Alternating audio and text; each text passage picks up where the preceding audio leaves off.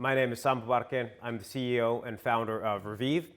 And for those of you who don't know what we do, as already nicely explained, we partner with brands and retailers. Today, more than 70 brands and retailers across 4 different continents use our solutions and our help to really personalize the customer experience for their beauty shoppers. And today what I'm going to be talking about is really all about the consumer. How can you as a brand, how can you as a retail chain encourage the consumer to adopt the digital innovations that you are providing to them? Now, before we get into the actual topic, I think it's important to define what we mean when we talk about digital innovations. What we're not talking about are flashy gimmicks that you provide to your consumer or your beauty customer. Gimmicks that, although they may be fun, provide little more than entertainment value. Also, I think it's important to distinguish that digital innovations as such are not a silver bullet to fix all the suboptimal things that you feel need to be improved about your brand or your retail chain. And if that's the expectation that you start out with, you're going to undoubtedly fail. And thirdly, and I think most importantly, digital innovations shouldn't be viewed as something that you dip your toe into on the side, but rather they should be something more, something bigger, more central to how you're interacting with your consumer. So how should we think about these digital innovations? Well, I think the most important point is that these digital innovations that you're providing to your consumers should be a seamless part of the customer experience, of the customer journey for your consumers. You shouldn't ask your consumers to go about their way, change their behavior, do something different than what they're accustomed to in order to use digital innovations and solutions you're providing to them. Secondly, from our perspective, we always feel that digital innovations should be value drivers. Not only should they be fun and engaging, but on top of that, they should provide you with tangible business results and benefits as well.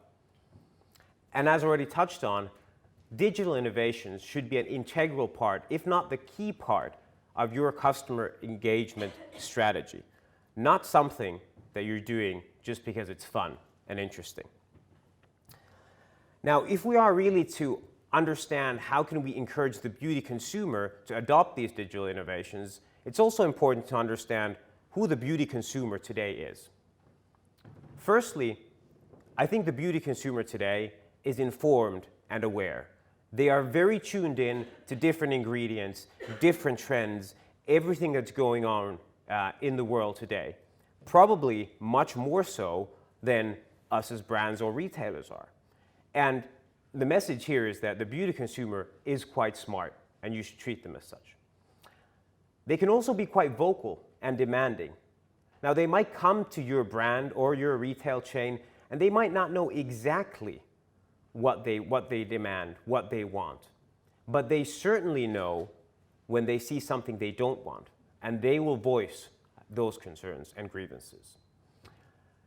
Today, the beauty consumer is also quite immune to your marketing jargon or promises that you make before you give them any value. So they're pretty skeptical. But if you treat them well, and if you fulfill the promises that you're providing to that beauty consumer, they can also still be pretty loyal. And I think what's also important to understand is that the beauty consumer today is surrounded, even inundated with technology. Not only when they're interacting with your brand or retail chain, but throughout their daily lives. And today, when the beauty consumer is interacting with you and your brand, they're coming to you with a craving. They don't actually need your brand. They don't actually need your products. They don't actually need your point of purchase. They don't need your advertisements. There's plenty of those to go around, even too many. What they are coming to you for is an experience. What they are looking to do is they are looking to find a customer experience that is amazing, that evokes emotion. And that is something that you need to provide to them. And you might ask, well, we started about digital innovations and we ended up on the customer experience. How are these two things related? Digital innovations is what we like to think as the gateway, as the enabler of the ultimate and ultimately personalized customer experience for the beauty consumer. Not just gadgets and widgets, those are fun, but it's the experience that the consumer has with your brand, your retail chain, that they will remember, not which particular gadgets or widgets you gave them. In the same context, it's important to understand that these digital innovations alone are not the entire experience. They facilitate the experience. They help you as a brand or retailer provide the ultimately personalized customer experience for the consumer, but they are not the end of it. And without them, providing that experience is very, very difficult, borderline impossible. Now, sometimes people ask me, you talk about the customer experience. What is this mystical customer experience? What does it consist of? What are the things that we actually tangibly need to do in order to provide this experience? And I'll tell you, in the end, it's actually simpler than you might think. There are 4 key components into providing the ultimate customer experience for the beauty consumer. Firstly, it needs to be personal. I mean, in the end, we are talking about probably the most personal product category that you can ever imagine, products that you literally put on your face. So the customer experience that you provide the consumer in relation to these products needs to be just as personal. It also needs to be consistent. And what I mean by consistency is that the beauty journey for the beauty consumer is not linear. It doesn't touch your brand just on one channel, one touch point, but it goes back and forth, online, offline, in-store, in-app, even on platforms like Facebook or Messenger or WeChat. And what you as a brand or retailer need to do is provide a customer experience that is consistent across all these different channels. It also needs to be valuable. And when I say valuable, I don't mean valuable just to you in terms of giving you more revenue, giving you a better conversion rate, a better average transaction size if we're talking about e-commerce, but valuable to the consumer. Because the order in which you need to think about the customer experience is that you as a brand or retailer need to show value first. If you want the consumer to part with their dollars or euros or pounds, you're the one who needs to show them value first in the customer experience. And last, but certainly not least, it needs to be trustworthy. You can only lose the trust of the consumer once.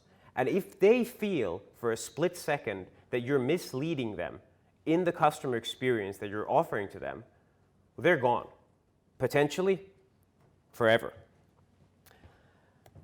Now I'll show you an example of the type of digital innovation that encompasses all these 4 different elements.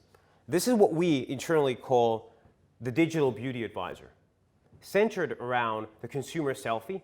We're ultimately making it personal for the consumer. We're making it valuable by providing with feedback about their skin, about their beauty needs, things that they might not even know that should be addressed today. We're also providing them with a trustworthy experience. We're providing them with the opportunity to experience the results that they're seeing and view them back to themselves on their own selfie, creating trust. Because if we see something through that diagnostic that the consumer doesn't see, they're gone. And ultimately, we're also providing an experience that, because of these factors, leads into tangible business results. Because at the end, that is what you care about. But the way to get there is to provide an experience that is valuable, that is personal, and that is trustworthy for the consumer. And only then will you reap the benefits of the tangible business results and increased revenue. And that is the order in which this has to work. Now, if you don't remember anything else about my presentation today, and I sincerely hope you do, just remember that outside of your beauty brand, the consumer is inundated and very accustomed to technology. And they're also accustomed to technology just working. The technologies that they find themselves interacting with on a daily basis are technologies that just work flawlessly. And that is something that they're expecting.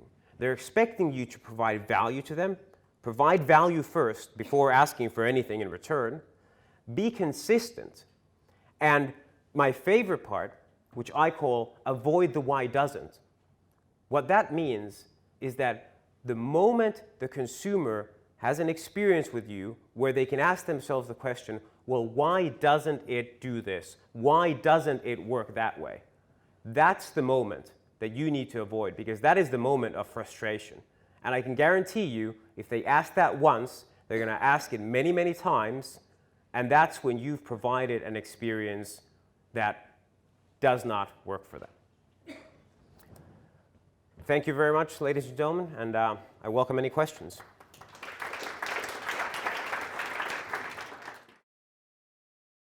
Yeah, I think one of the things for us is when we're partnering with brands and retailers, one of the things for us to really understand is that we can't actually be the company that builds all these different technologies, all these different digital solutions that our partner brands and retailers may want as part of the customer experience.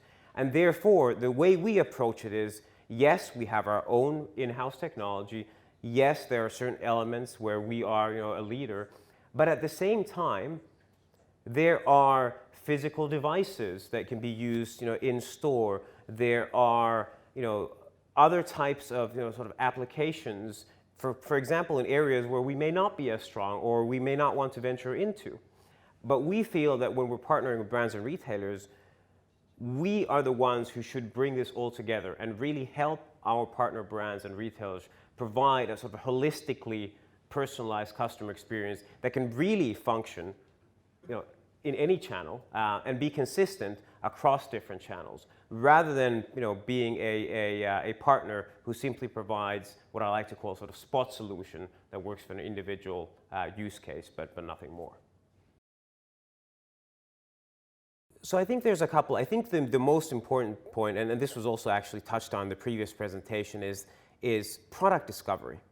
Product discovery when it comes to beauty is really challenging. There are too many products, there are too many brands, there are too many channels, and there's simply too much information. So product discovery for the consumer, how do I figure out which products I should be using? That's a very important perspective. I think to put it the other way around, for a brands and retailer perspective, one of the large challenges is I have an inventory. Let's say I'm working online. I have an inventory of 4,000 skincare products, as an example. The consumer who shops on my e-commerce site, there's no way they're ever going to get exposed to all those 4,000 products. They're going to look at what's on the front page, what are the top selling products, and that's what I'm going to sell.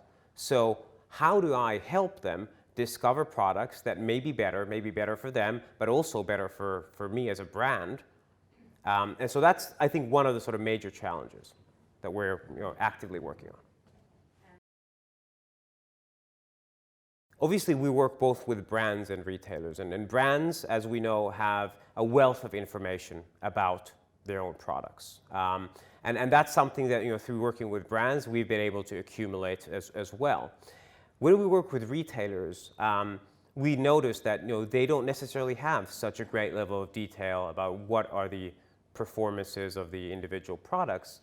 So we actually internally work with third-party so-called data enrichment companies as part of our solution, so that we don't expect the retailer to actually understand or know or dig out through their brand connections which product is anti-aging, which is organic, which is paraben-free, which has certain ingredients.